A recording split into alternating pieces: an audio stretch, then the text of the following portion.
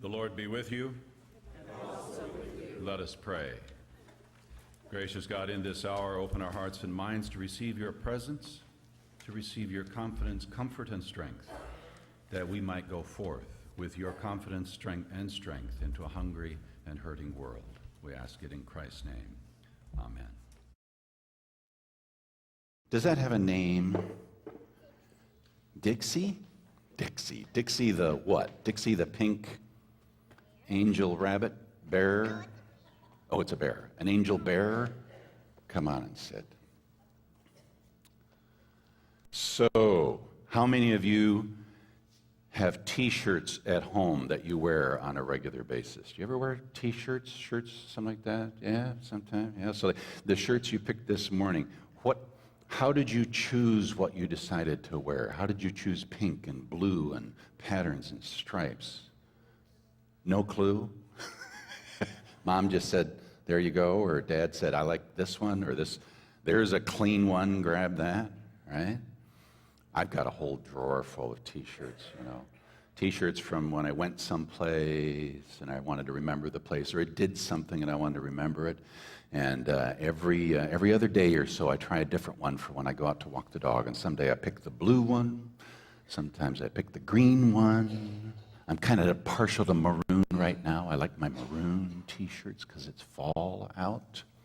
Did you know that the church has colors and fabrics that go by the week and the month and the season? Bet you didn't know that. You see all these up here? Those are kind of like the church's T-shirts. They tell us something about what the church has done or what we're supposed to remember, and the colors all have meaning. We call those paraments. It's the fabrics and things that go on the altar or the pulpit or the lectern, that kind of thing. So all the way across there, what are the colors we got? We got green, we got blue, we got purple, we got black, white, and red. Do you know what they mean? Do you know when we put them out? I can tell you, yes. Right now, we're in the green season of Kingdom Tide, and you can see that we've got green and yellow up here on the sides as well. Green is kind of the longest part of the year. We're just going on and on and on with green, which is Kingdom Tide. And it's supposed to represent that whole stretch of time where Jesus was out walking around and talking to people and teaching and healing and doing his thing. Blue is for, do you know what time of the year is coming next? You got blue on? You don't know? You should know these because you're telling me about what you're ready to do, even if you don't know it. Blue is the color of Advent. What's the time of Advent?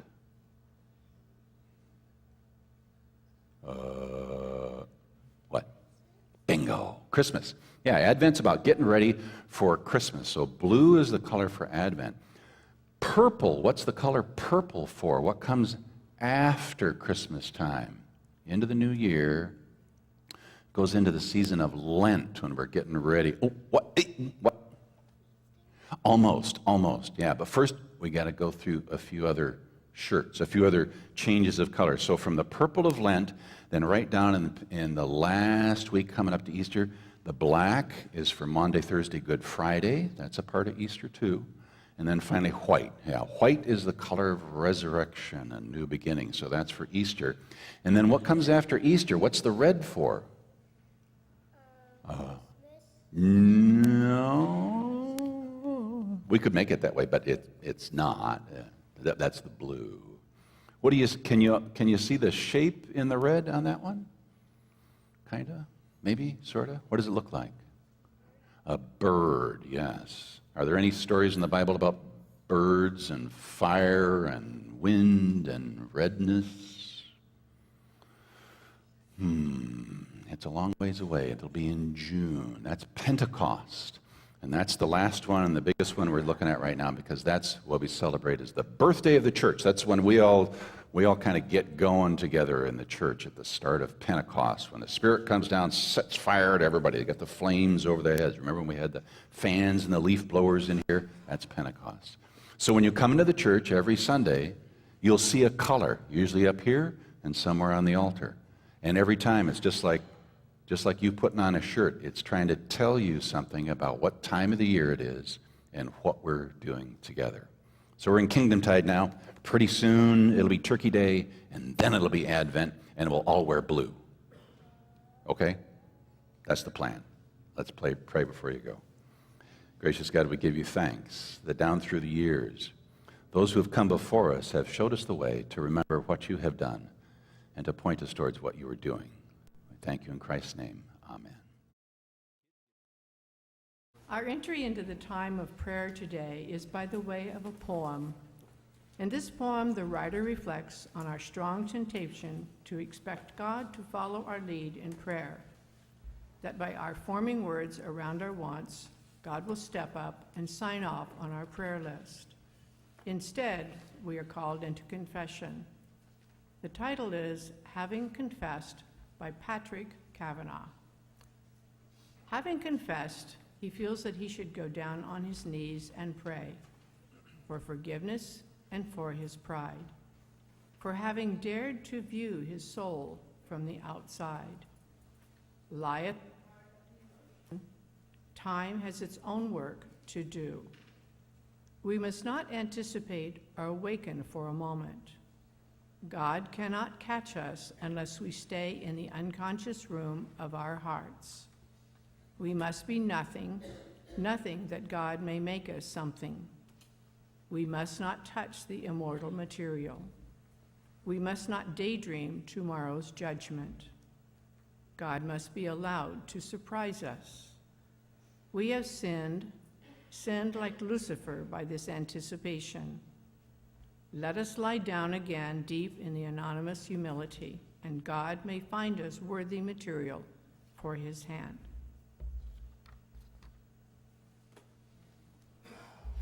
Thank you, Barbara. This is a poem that has been in my hymnal for a long time, and we've used it once or twice before. And I keep touching back to it because it is, by my experience and what I have heard from others, the hardest part of prayer, which is to let go of all the stuff that's in our head, and as the line that the poet writes, to let God surprise us. If we already know and expect what God is to do according to our list, then there's no room for God to surprise us. That said, we do have a list, and so I would simply name that so we can let go of it, so we can set it to the side and let God's Spirit guide us as God's Spirit will. This has been a difficult week in the news and in many ways, and one of the things that occurred to me as I was tracking all of that was the burden upon our parents. How do our parents explain what our children are hearing? So I would lift into our prayer awareness, our parents and the task they have with our kids. It's always a bit of a shock when we realize, oh, we're the adults. We're the ones that are supposed to know what to do, when so very often we are unsure and would gladly be children again and let someone else guide us. So prayers for our parents. Certainly prayers for all of those who have experienced any kind of sexual abuse, for the news this week has brought all of that to the surface and re-wounded those who have already been wounded. It is also perhaps in the background of the news, but needs to be a part of our awareness, the tremendous damage and loss of lives to the hurricanes and typhoons that are sweeping across Indonesia, and the continuing drama in the eastern United States as they recover from those hurricanes. With all of these named, let them be set aside in our minds so that God might surprise us. Let us pray.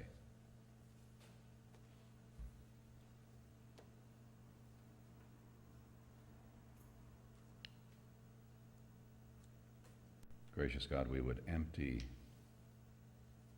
our minds of all our cares and concerns. It is harder to let go of what is in our hearts. We know we cannot let go of what is in our hearts, but we would ask to connect with your heart, and in that know the confidence that your compassion is sufficient. Your care for all of those who are in need is more than enough. So replace our list and surprise us with your Spirit so that we might be inspired to turn our words, to turn our ears, to turn our hands towards doing all the good that we can by caring for one another, reaching out to one another in your Spirit, and in this find together more than enough to face the day ahead.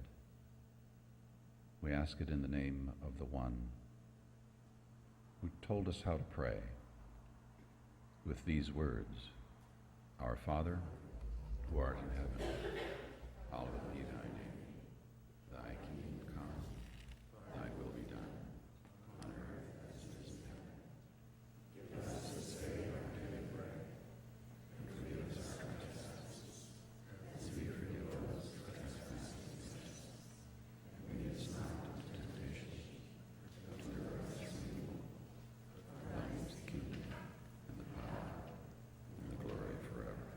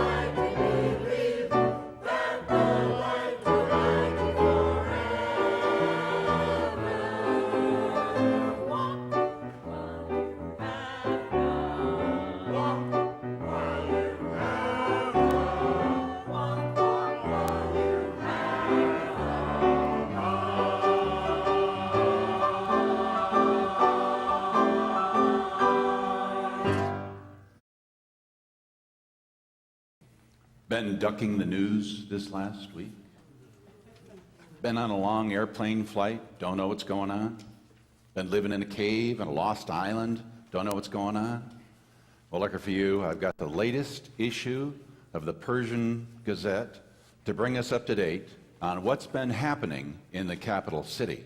There's a lot of characters, though, so we may need a little help in identifying all the folks that are involved. So let's start with the cast of characters, starting with King Xerxes. King Xerxes, very successful, very popular, has been at it for quite a while. Not yet.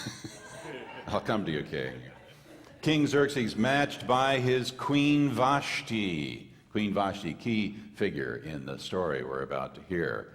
Then there is, who's this guy? Anybody know this guy? No, nobody knows. This is Mordecai. Mordecai. He's an uncle. He's a Jew. He's one who is a foster father, if you will, figure to Queen Esther. Esther is the central figure in our story. So they're connected. We'll tell a little bit more about them in a moment. And then there is, now if this was a synagogue, you would all know that when I say this name, you have to hiss. So get ready to hiss. It's Haman. Very good, very good.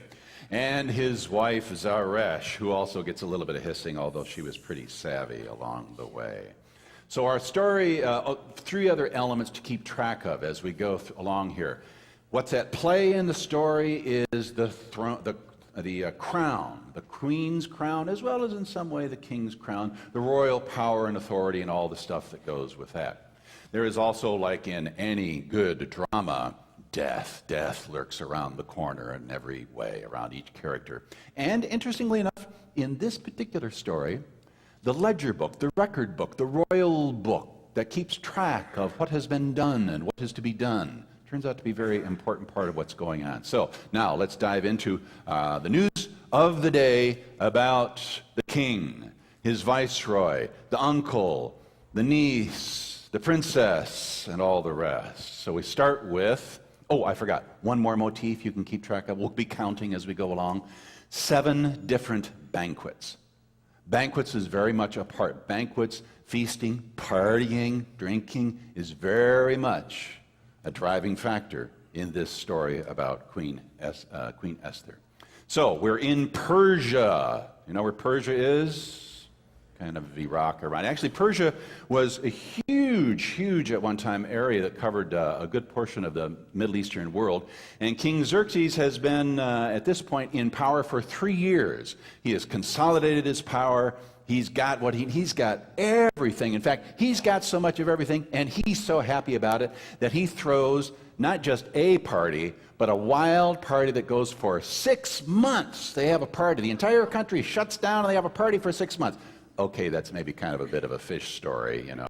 Over the years, it got longer than what it may have actually been. But nonetheless, he hosts a banquet that goes on for a long time for everybody within his empire. Then he decides to have a second banquet just in the capital city, just for the officials, the inner circle of kind of folks, but still a pretty big deal. And it was one heck of a party. Wait a minute, I got to get the microphones going here because we got some other reporters in the field that are going to help us know about this story. So, Nancy, tell us about the party. Just the decorations. The party was in the garden courtyard of the king's summer house. The courtyard was elaborately decorated with white and blue cotton curtains tied with linen and purple cords to silver rings on marble columns. Silver and gold couches were arranged on a mosaic pavement of polished marble, mother of pearl, and colored stones. Drinks were served in gold chalices, each chalice one of a kind. The royal wine flowed freely. The guests could drink as much as they liked. King's orders. Meanwhile, Queen Vashti was throwing a separate banquet for women inside the palace. So part of the background to know there, just since we may not be familiar with wild Persian partying across the countryside, is ordinarily as a way to keep track of and sort of control the drinking. It was traditional for for the guest, all the guests had to match the king drink for drink. So you could drink no more or no less than the king as he drank. But in this instance, he's feeling so generous that he takes that rule off, and anybody can drink as much as they want. And they've got waiters standing around at your elbow ready to pour more drinks. Usually then the way the parties happen back in the day, is they would all party and eat together, and then when the drinking starts, the women leave. The women leave, and they go have their own party. That's why Queen Vashti, this is important, that's why Queen Vashti is not on the scene for our next chapter. So at this second banquet that's smaller, just for all the officials and whatnot, on the seventh day, they've been partying for 7 days, and 7 is it's a symbolic number because it means fullness or completion, right? So on the seventh day, the king was, and I quote, merry with wine, and he orders the eunuchs to fetch Queen Vashti to display her beauty. Because, of course, he's displaying everything he's got. How much food and stuff he's got, how much party they have, how much drink they've got. He's going to show off all of his possessions, including Queen Vashti, but with this stipulation, that she is to come before the guests in wearing her crown only, because she is a beautiful woman, and he wishes to show off the beauty of his queen. However, Queen Vashti refuses to come just wearing the crown. And at this, the king goes nuts. He's furious. And he's trying to figure out what to do about it. So he calls in all of his experts on legal matters. So sort of the inner circle that has his ear, the 7 top princes of the realm, to ask them, what can they do what can they do against Queen Vashti for not obeying the king's summons? So the first one, Prince Masib, spoke up to the council and the kings and princes. Prince It's number 1. not only the king Queen Vashti has insulted, it's all of us, leaders and people alike in every last one of King Xerxes' provinces. The word's going to get out. Did you hear the latest about Queen Vashti? King Xerxes ordered her to be brought before him, and she wouldn't do it. When the women hear it, they'll start treating their husbands with contempt. The day the wives of the Persian and Media officials get wind of the queen's insolence, they'll be out of control.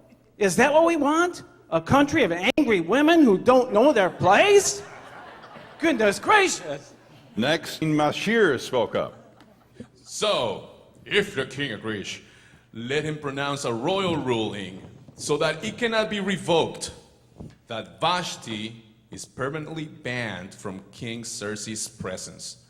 And then, let the king give her a royal position to a woman who knows her place. When the king's ruling becomes public knowledge throughout the kingdom, extensive as it is, every woman, regardless of her social position, will show proper respect to her husband. The king and the princess like this. The king did what Memucan proposed. He sent bulletins to every part of the kingdom, to each province in its own script, to each people in their own language. Every man is master of his own house. Whatever he says goes. So that's the advice of the princes to the king. And they all agree that, yep, that's what they're going to do. And so Vashti is first banished from the king's presence, which essentially means she returns to the cloisters of the harem and will never go out again. She's essentially disappeared. She's off the map.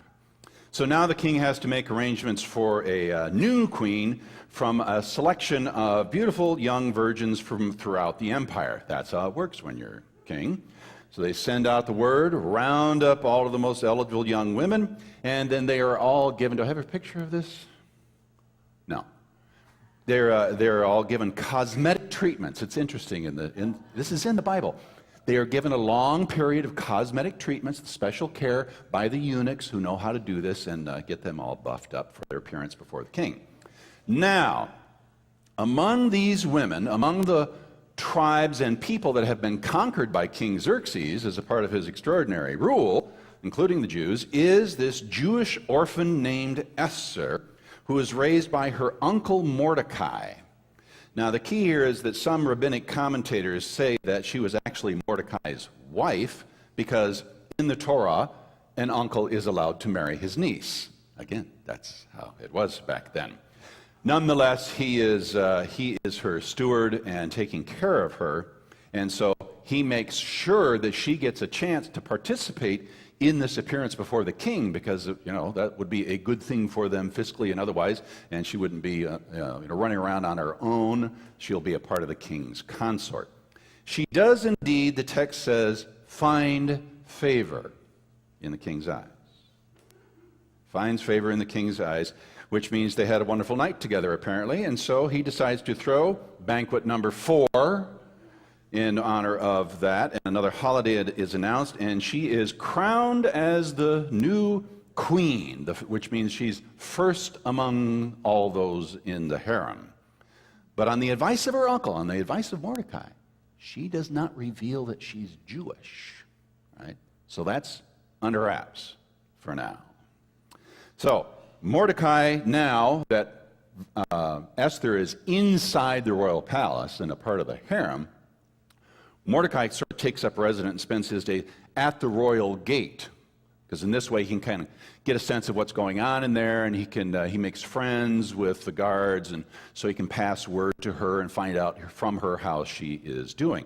Well, as he's there at the gates, there are 2 guards who plot to kill the king. And the name of the guards, I love this, the name of the 2 guards are Bigthan and Teresh. Well, if your mom named you Bigthan, wouldn't you have to be a security guard or a bouncer? I mean, that just kind of goes without saying. Nonetheless, whatever it is, they got a beef with the king, and so they make a plot to assassinate him, which Mordecai overhears. And so then he passes word through to Esther, and Esther has the king's ear, so she tells him, hey, Bigthan and Teresh, they're getting ready to assassinate you. So he flushes out the plot, takes them in, chops their heads off. That's the end of that. And it is recorded, this incident is recorded, that indeed there was this plot and it was foiled. But the anomaly is Mordecai's action was recorded, but not rewarded. Recorded, but not rewarded. Okay, chapter 3, book of Esther. Now we introduce, ready? Haman. Very, very, very good. So the king, he's busy partying. He's got to have somebody to take care of business, kind of run things. So he declares Haman as his viceroy, essentially the VP. He's the one closest who's going to actually get things done. And he is seated above all the others, and the instructions are given to all the servants in the household, all those within the royal city, anybody that goes by, to bow when Haman comes by. That's a part of the ruling class. They all got to bow when he comes by. Mordecai, however, he's sitting out at the gates, and every time Haman comes and goes through the royal gates, he doesn't bow. He doesn't do like everybody else. Everybody else bows. He just sits there, looks the other way, doesn't give him the time of day. Now, those around Mordecai, they're going, what are you doing? What do you think you're trying to get away with? What's this about? And so eventually Mordecai admits, he says, well, I'm Jewish. I don't believe this guy. He just took over our country. That doesn't mean I like him. So I'm not going to bow down to him. Well, Haman finds out about that, and he plots revenge, which for the royalty, that always means somebody's going to end up dead. And that's basically Haman's plan. But it's not enough. It's not enough to just punish Mordecai. Haman decides he's going to wipe out all the Jews. He's going to get rid of all of the Jews. But he can't do that on his own. He needs the permission of the king to carry out this genocide.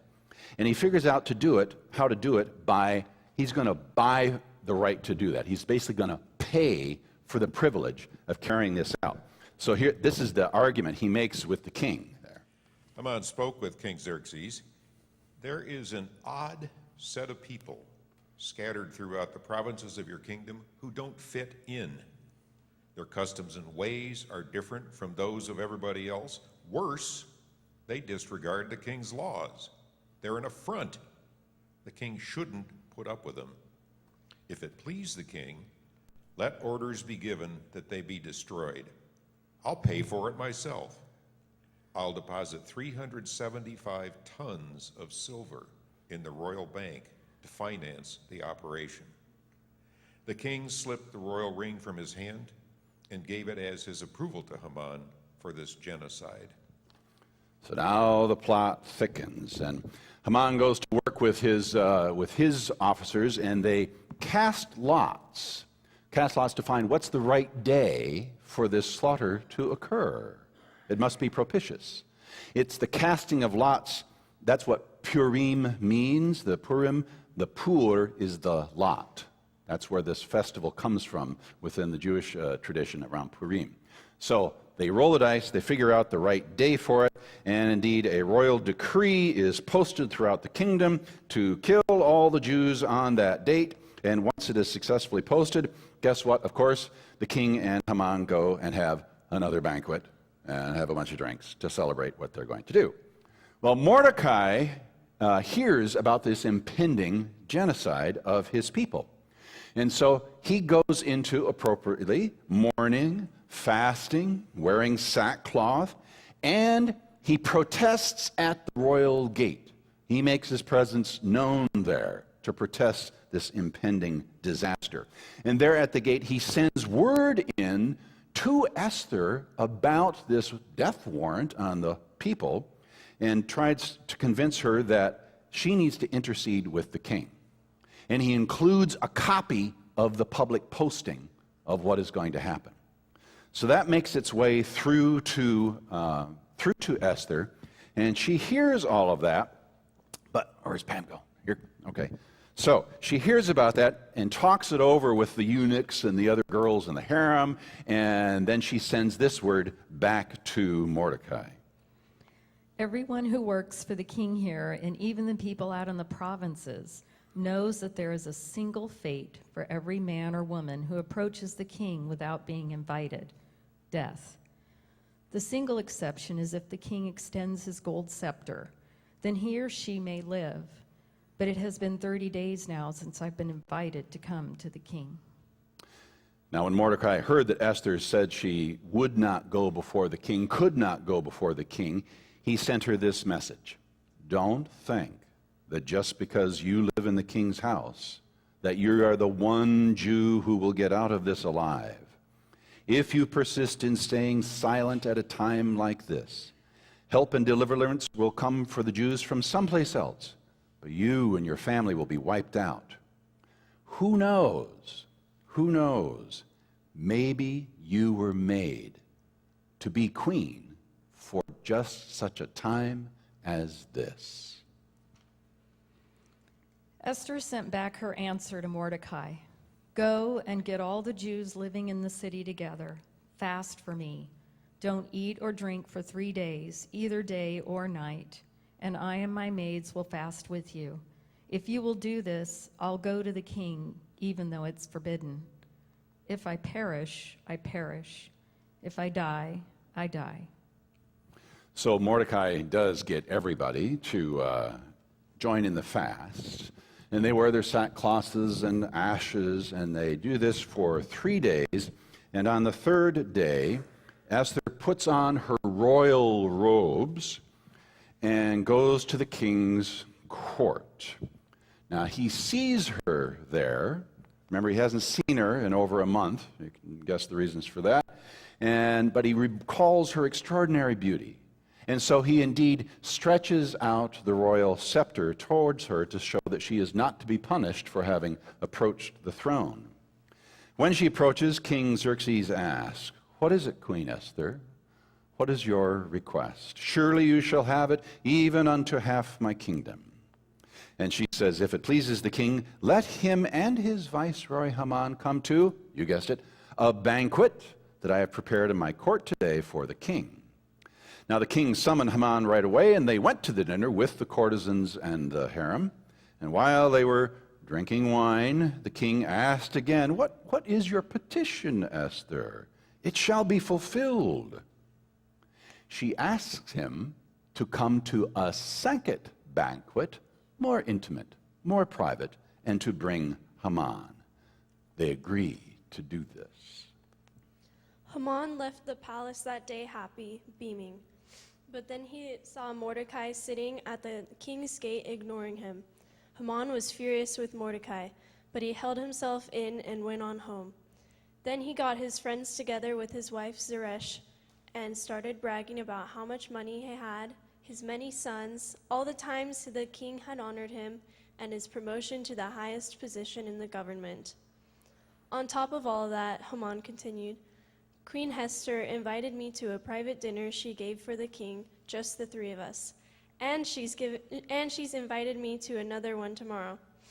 But I can't enjoy any of it when I see Mordecai the Jew sitting at the king's gate.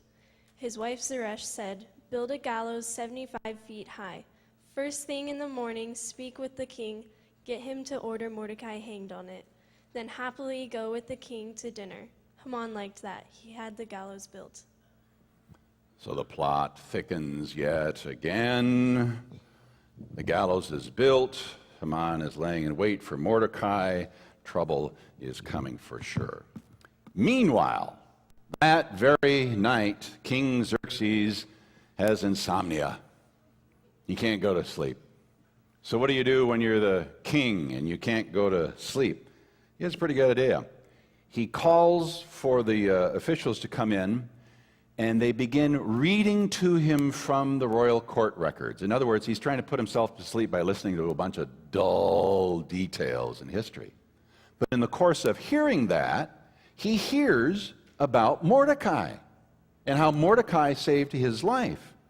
And he checks to see whether or not in the record that he was rewarded in some way, because that would have been a part of the official, you want to encourage people to save your life, and nothing was done. Now, at this exact moment, Haman shows up. Let's try it. Haman shows up because he's coming to ask the king for the okay to go ahead and hang, to kill Mordecai. So he's coming in with this one idea, and but the king has another idea. He's got a question. So as Haman comes in, he jumps ahead and he asks him, say, what should I do? What would you do? What should I do for someone who has done something good for the king and the king wishes to honor him? What would be the right way to honor somebody? Well, Haman, he thinks the king is talking about him. So he says, oh, well, I think the proper thing to do would be that you would give this man some of the royal robes that you yourself have worn, and get your royal horse, and put him upon the horse, and have him led about the city with a trumpeter, announcing, see how the king rewards those who do good things for the kings. That would be the right thing to do. And of course the king says, that's a great idea. Do that for Mordecai. You lead the horse. So Haman is really out of it now. He does indeed lead the horse around, and he is utterly and thoroughly humiliated. All right, now we're coming to the last chapter of the story. Now it's time for Esther's second banquet with the king and Haman. At the banquet, as they were reclining on the dining couches and drinking wine, the king posed his question once more. What is your request, King Esther? I'm willing to give you anything you want. Just make it your request. Even if it's half the kingdom you desire, I will make it happen. And she answered, If you favor me, my king, and if it pleases you, spare my life. That's all I'm asking for, that my people and I be spared. That is my wish. For there are some, my king, who wish to rid your kingdom of us. For my people and I have been sold, marked for destruction and massacre. Now, if the plan were simple to sell our men and women into slavery, I would have kept my mouth closed, because that would not have been important enough to disturb you, my king. Who has targeted your people? Where is the man who dares to do this? The man responsible for these actions is Haman. He is wicked and an enemy to my people. Exactly. So in that moment, Haman's joy turns to terror before the king and the queen. Overcome with rage, the king leaves where they're having the dinner. He goes out into the garden because you got to figure he has to take all this in. In one fell swoop, now he knows his queen is a Jew, that his viceroy has betrayed him, and oh, by the way, I okayed the genocide that she's calling me on. So he's got to figure a way to get out of this. Meanwhile, Haman stays behind. He knows that he is good as dead. He has no appeal whatsoever to the king. His only hope is going to be Esther. And so he begs for his life from her, and he's desperate. He's throwing himself on the couch where Esther reclines, grabbing at her, begging for her mercy. To which we get the final chapter. Why am I cast as Haman? You're not Haman. Just read the part. Now the king came back from the palace garden into the banquet hall where Haman, thank you, is grabbing at the queen. And the king roared, "Will you even molest the queen while I'm still in the house, just around the corner?" At these words, all the color drained out of Haman's face. One of the eunuchs attending the king spoke up, "Look over there. There stands the gallows that Haman had built to execute Mordecai, who saved the king's life. It's right next to Haman's house, 75 feet high." The king said, "Hang him on it." So Haman was hanged on the very gallows that he had built for Mordecai. And finally, the king's hot anger was cooled for now. For now. There are 3 more banquets yet to come, but that's really kind of a postlude. So this has been the reading of the book of Esther, the word of God for the people of God. All right, what lessons shall we derive from this extraordinary story? A few come to mind, and feel free to jump in and add them as you see fit. Number 1, every Sunday we come here. Every Sunday we come, and we're basically at that intersection point in exploring the timeless and the timely. What has come down to us through tradition and faith and history and the record of our sacred texts and all that we know, and how does it intersect with what's happening right now? How can it be that we have such an incredible example of something that happened by the calculations of this text 2,400 years ago, and yet it is as fresh as the last 24 hours in our news? All the same. Similar characters, similar actions.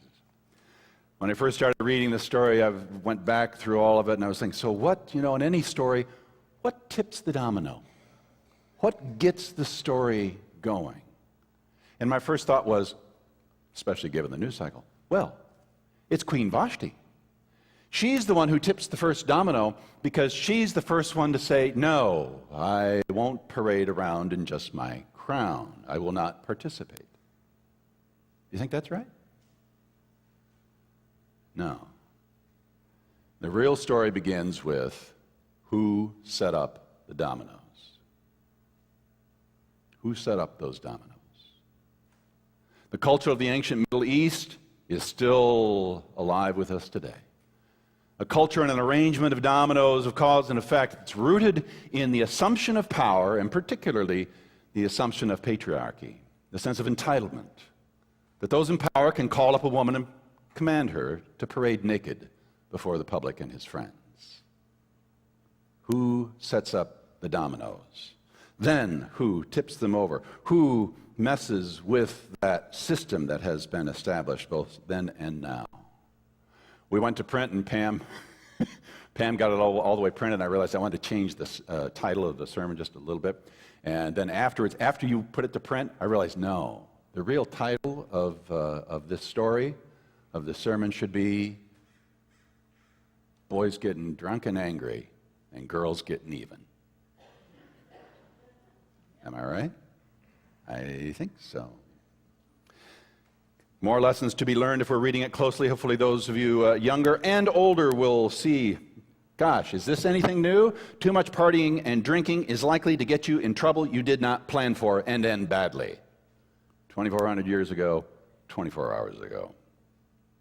The story shifts when the pattern of banquets shifts. Did you note that? There's the feasting, the partying, the drinking, and it shifts when Mordecai fasts. He does the opposite of the feasting. Flips feasting to fasting, and now the story shifts. As always, nothing new here, but it's good to see another story where the one with the power was foolish, the one without power was wise. In other words, wisdom does not come with riches and position, and the absence of riches and position does not preclude wisdom. Especially as Mordecai persuades Esther, remember where you're from, whose you are. Stay in touch with your family and those who brought you forward. Lesson number 1, number 17, doesn't need a number, it just needs to be present with us. Doing the right thing always costs you something. You have to be willing to risk to do what is the right thing. It turns the corner when Esther takes up, in Christian imagery, when she takes up her cross, where she says, if I perish, I perish. If I die, I die. So the question that always comes with that is, you're going to perish, you're going to die sooner or later, so what for?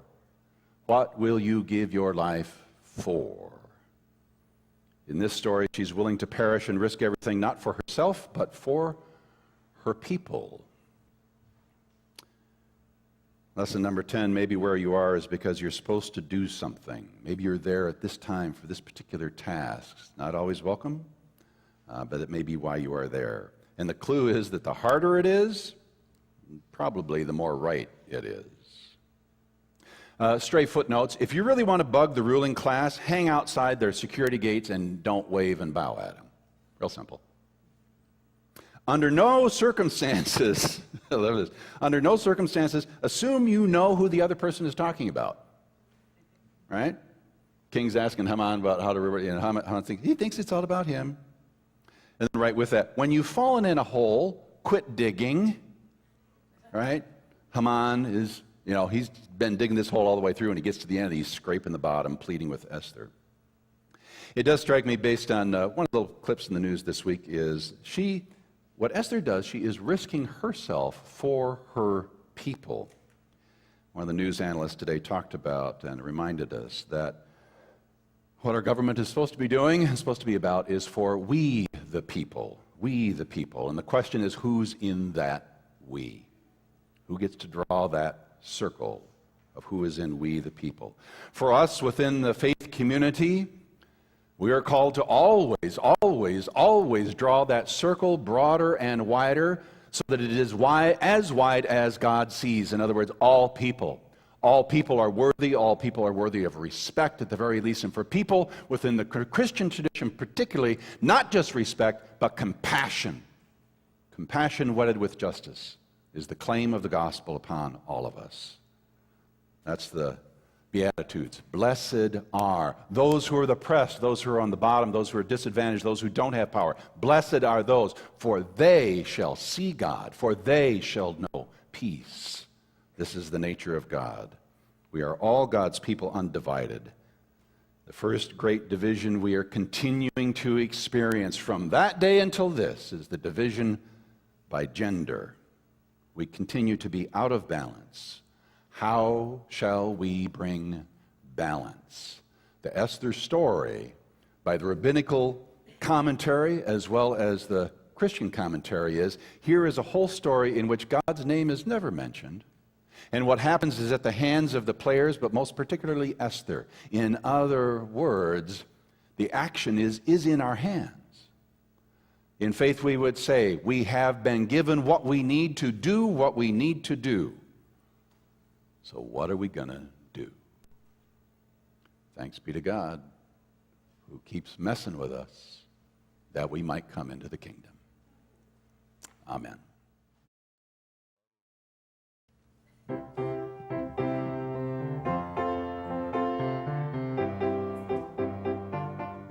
Sing amen.